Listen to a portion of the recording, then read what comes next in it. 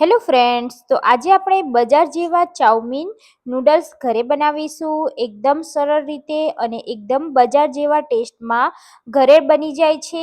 એકવાર આ રીતે બનાવશો તો ક્યારે પણ બહારથી નહીં લાવો, એટલા ટેસ્ટી ઘરે રેડી થઈ જાય છે. તો ચાલો જોઈ લઈએ. તો સૌથી પહેલાં નૂડલ્સ બનાવવા માટે આપણે નૂડલ્સને બાફવાના છે. તો આપણે અહીંયા એક પેનમાં 2 કપ જેટલું પાણી લઈ લઈશું. એમાં આપણે સ્વાદ મુજબ મીઠું અને 1 ચમચી તેલ એડ કરીશું, જેનાથી આપણા નૂડલ્સ એવા છૂટા છૂટા રહે. તો અહીંયા મેં નૂડલ્સ એડ કરી દીધા છે બાફવા માટે. તમે અહીંયા કોઈ પણ નૂડલ્સ લઈ શકો છો. તો આ રીતે જ્યારે નૂડલ્સ થેલીમાંથી કાઢો ત્યારે આ રીતે ડાયરેક્ટ એડ કરી દેવાના. તો થોડીક જ વારમાં એની મેળે જ છૂટા થઈ જશે. તો જેમ બફાશે એમ નૂડલ્સનો એક એક રીંગ છૂટી થઈ જશે. તો તમે અહીંયા જોઈ શકો છો, સરસ મજાના નૂડલ્સ આપણા છૂટા છૂટા થઈ ગયા છે. તો હવે આપણે તેને બાફવાના છે. તો આપણે અહીંયા 80% જ કૂક કરવાના છે.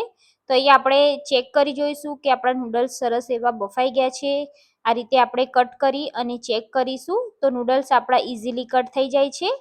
તો આપણા નૂડલ્સ સરસ એવા બફાઈ ગયા છે. તો હવે આપણે નૂડલ્સને કોઈ પણ કાણાવાળા વાસણમાં કાઢી લઈશું. આ રીતે કાઢી લીધા છે અને એક થાળીમાં તેને પોળા કરી દેવાના છે. તો હવે આપણે નૂડલ્સ બનાવવા માટે એનો વઘાર કરીશું. વઘાર કરવા માટે આ રીતે એક પેનમાં 2 ચમચી તેલ, એમાં સૌથી પહેલાં આપણે લસણને સાતળવાનું છે.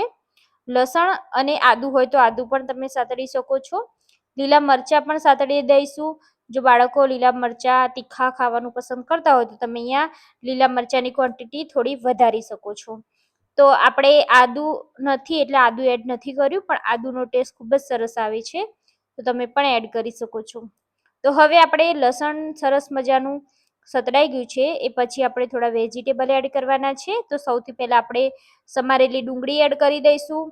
તો અહીંયા તમે લીલી ડુંગળી હોય તો એ પણ એડ કરી શકો છો. આપણે આ રીતની સૂકી ડુંગળી લીધી છે. તો એને પણ આ રીતે લાંબી લાંબી સ્લાઇસમાં કટ કરી લીધી છે.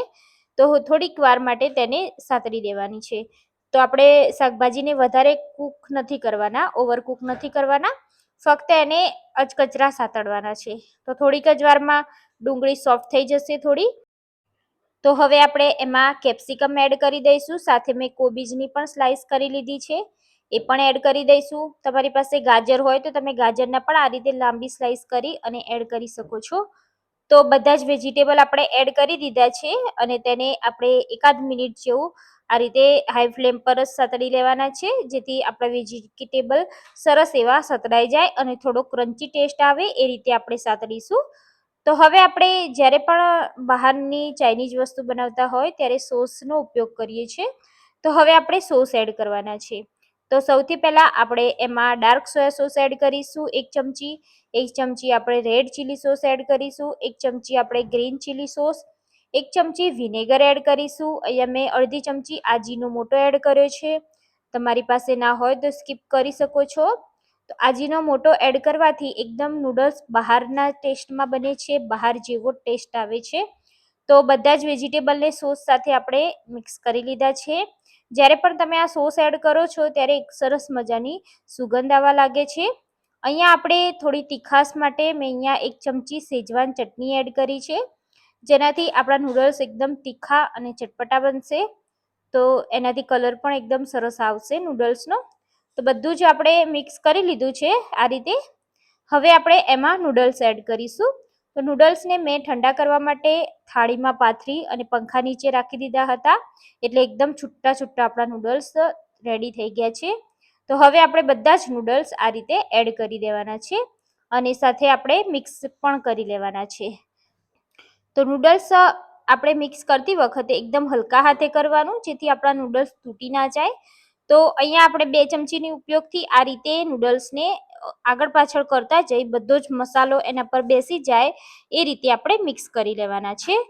તો નૂડલ્સ અહીંયા તૂટી ના જાય એ વાતનું ખાસ ધ્યાન રાખવાનું અને સરખી રીતે આપણે તેને મિક્સ કરી લેવાના છે. તો અહીંયા તમે જોઈ શકો છો કે એકદમ સરસ રીતે આપણે નૂડલ્સને મિક્સ કરી લીધા છે. બધો જ મસાલો નૂડલ્સ પર આવી ગયો છે અને સરસ રીતે મિક્સ પણ થઈ ગયું છે. હવે આપણે તેને થોડીક વાર માટે ટોસ કરવાના છે.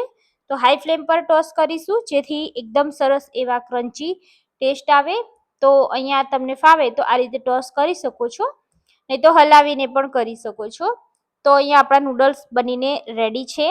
લાસ્ટમાં આપણે એના ઉપર થોડો એવો તમારે મરી પાવડર એડ કરવો હોય તો કરી શકો છો, નહીં તો આપણે અહીંયા ધાણા પાવડર એડ કરી દઈશું. અને તમારી પાસે લીલી ડુંગળી હોય તો તમે લીલી ડુંગળીના પાન પણ એડ કરી શકો છો. તો ગરમા ગરમ નૂડલ્સને સર્વ કરીશું. આ નૂડલ્સ બહુ જ ટેસ્ટી બન્યા છે. એકવાર બનાવશો તો વારે વારે તમે આ જ રીતે બનાવશો. બાળકો બહારના નૂડલ્સ ખાવાનું પસંદ કરતા હોય તો ઘરે તમે આ રીતે નૂડલ્સ બનાવી અને ખવડાવી શકો છો. તો તમને આ નૂડલ્સની રેસીપી કેવી લાગી મને કમેન્ટ કરી અને જણાવજો.